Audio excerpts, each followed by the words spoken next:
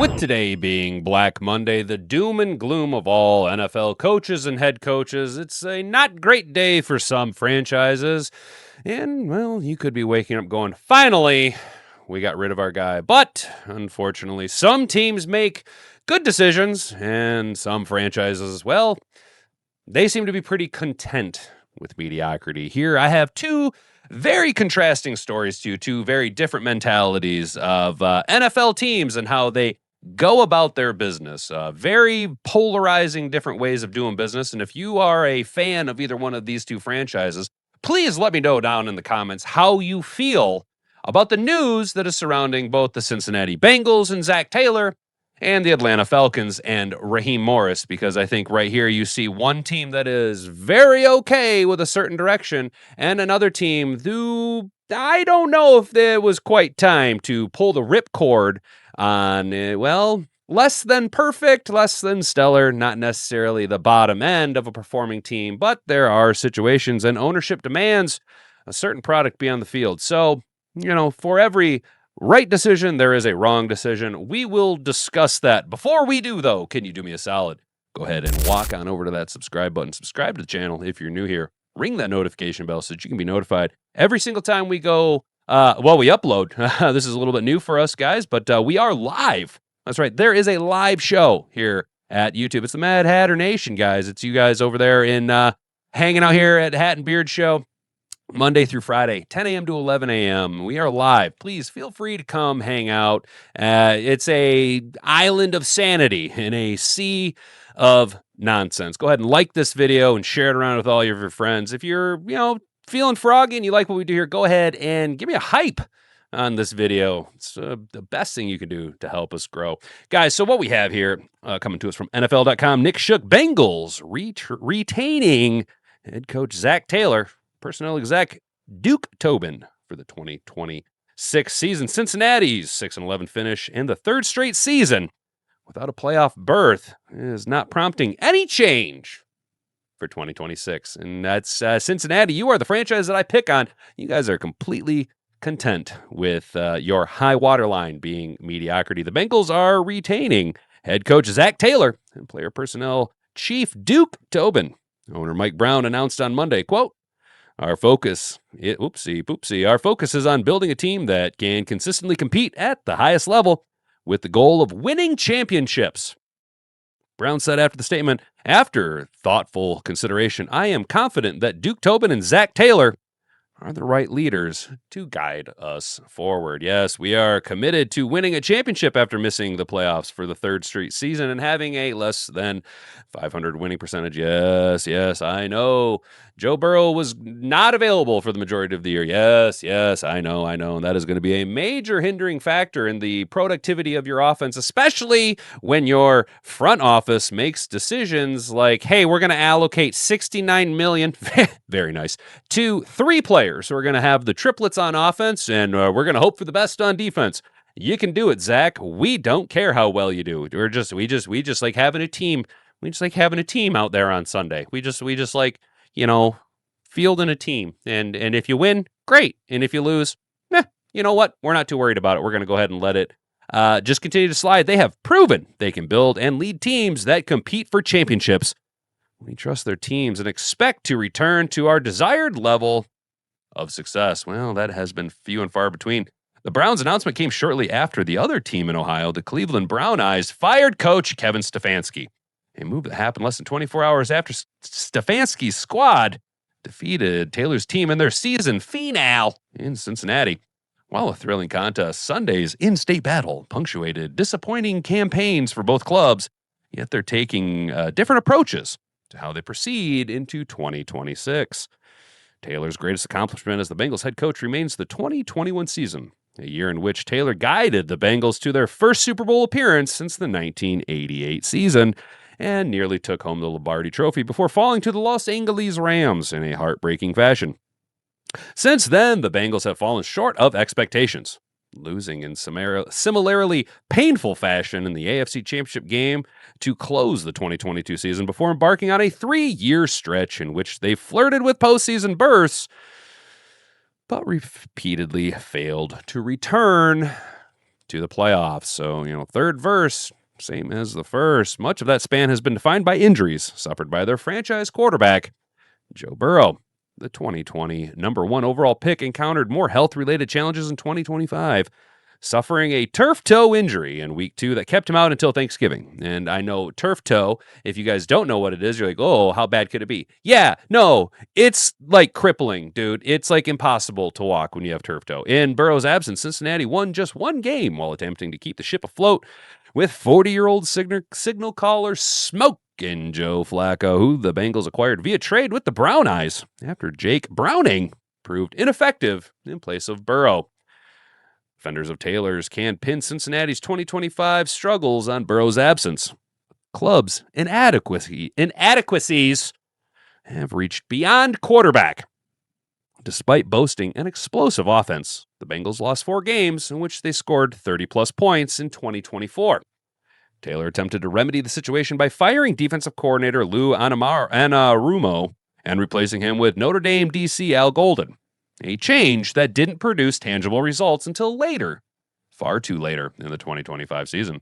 Burrow's return, which occurred ahead of schedule, represented the Bengals' last lingering hope in 2025, but losses to Buffalo and Baltimore in December ended their chances of competing an unlikely run to the postseason, increasing the temperature of Taylor's seat while his quarterback spent the remaining few weeks speaking openly about his motivation to continue playing in the NFL. More about Joe Burrow there. Cincinnati won't have to spend the next few weeks searching for a coach, but the Bengals have plenty of questions to answer and issues to address, including how they'll improve their defense when a significant portion of their salary cap is dedicated to Burrow and his top 2 receivers. $69 million. Very nice. Allocated to 3 dudes. They'll do so with the same regime that led them to this point. So clearly, they do think that this is at least good enough. If not good enough, this is what they want their franchise and their organization to look like moving forward. This is the path for success, according to the brass in Cincinnati. Cincinnati Bengals fans, how do you feel about that? Because for every mundane performance by the Cincinnati Bengals, Zac Taylor continues to keep his job. Well, on the inverse of that, let's take a walk over to Atlanta. And Atlanta Falcons fire Raheem Morris after choosing him over multiple successful coaches. They also fired their GM, Terry Fontenot not having a job. The Atlanta Falcons did not have much thinking about their future when their season ended Sunday. They said, this is not good enough, and we're going to cut ties now. The team didn't even wait for Black Monday, as it fired head coach Raheem Morris and general manager Terry Fontenot having a job on Sunday night. The Falcons fired Morris ahead of the 2024 season, selecting him. Hired Morris ahead of the 2024 season, selecting him over candidates such as Bill Belichick, probably going to win Coach of the Year, Mike Vrabel, Jim Harbaugh, Mike McDaniel, or Mike McDonald, and Ben Johnson. Lots of names, Ben Johnson. If you guys aren't watching, make sure you tune in to the live show to see what we really feel about the turncoat Ben Johnson. And if you're not watching the live show, you guys are missing out. Make sure that you subscribe. Come check us out, dude. Come check us out, bro. Look at Raheem Morris after his second year, but Morris' results were not what the Falcons wanted, going 8-9 in back-to-back seasons. Now contrast that to the Cincinnati Bengals, right? 6-11, 3 straight years of not making the playoffs. And over here you got Raheem Morris. Yeah, it hasn't been pretty. It hasn't. But 2 years of just under 500. Now, I know close only counts and horseshoes and hand grenades. Hi! Yes, hey-ho, hi-ho. I know. But you see here where the Falcons are going, no, this is not acceptable. We demand more. 2 years of mediocrity, front office change, head coaching change. It doesn't matter that you took a first-round quarterback 2 years ago, and now you got to have the whole discussion of a new head coach and a quarterback that he wasn't selected by, yada, yada, yada. Big regime change, lots of turnover coming for Atlanta. But they said this is not good enough. They looked at teams like Cincinnati and they go, what? What are you doing, bruh? Why? Why are you okay with this? Bengals fans, how do you feel when you contrast Raheem Morris compared to like a Zac Taylor? Let's look at their stats here. Raheem Morris, regular season record with the Atlanta Falcons. He only had 2 years from 2024 to 2025, 16 wins and 18 losses, boasting a 4.71% win percentage with 2 consecutive 8-9 seasons and no playoff berths. Yes, he missed the playoffs in his first 2 years. However, just barely under 500. Not terrible, not great, not terrible, but yeah, there's a lot of, the offense isn't necessarily pretty in Atlanta. I do think their defense took a massive step forward this year. But then you contrast that to Zac Taylor over here, 52, 63-1. He's been the head coach there since 2019 with a 4.53% win percentage. I know. He's a 5-2 in the postseason. Yep. But you haven't made it the postseason the past 3 years. That's 1 year longer than Raheem Morris was given to be a head coach of the Atlanta Falcons. And the Atlanta Falcons have already said, nope, we're not willing to deal with this anymore. We see the trajectory of the arc here, of what we're going on, and we're not willing to do it. We demand more, right? Meanwhile, Cincinnati's like, yeah, dude, bro, 0.453 win percentage. Oh, yeah. Come on now, man. You got to demand more, bro. You got to demand more. It's really unfortunate. It's really unfortunate. Wildly enough, the team's record is the same as the division champs, Carolina Panthers. So the Falcons were just 1 win away from making playoffs for the first time since 2017. One of those losses was the New York Jets, who would have had their first pick in 2026 instead of the second if the game's result had been reversed. Atlanta wound up winning their final 4 games, but it was not enough for them, or Morris, or Fontenot having a job. Morris previously, what are we doing here? Morris previously served as Los Angeles coordinator for a Super Bowl. Yes, we know. Ironically, the Super Bowl that they beat the Bengals in. Interesting. Oh, what an intricate web we weave. Y'all, very interesting. So, look,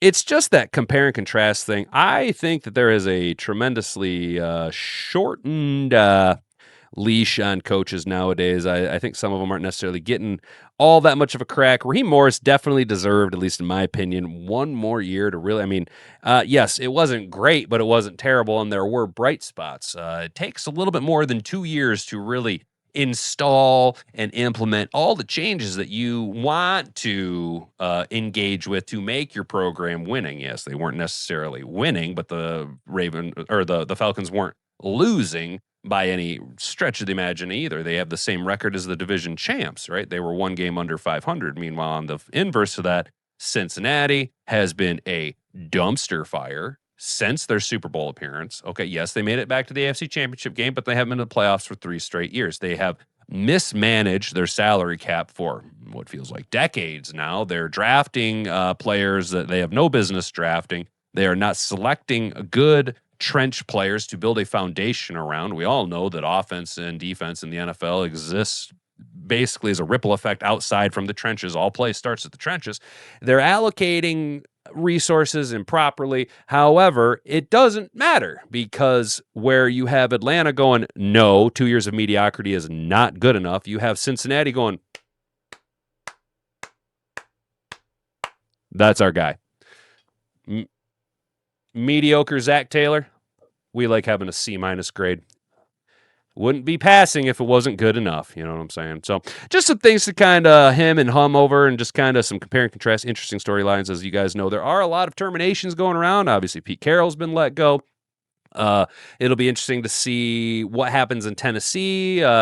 Possibly even a Spagnuolo reunion in Big Blue. Wow. Talk about a weird turn of events, guys. So we'll keep our eyes on the coaching carousel. We'll talk more about it tomorrow morning on our live show, 10 a.m. Make sure that you guys are subscribed. Tune in. Check that out, guys. All right. Thanks for hanging out. I appreciate it. We'll see you guys there. I've been Hat and Beard. You've been an attentive audience. Until next time, bonga bonga. Frig off.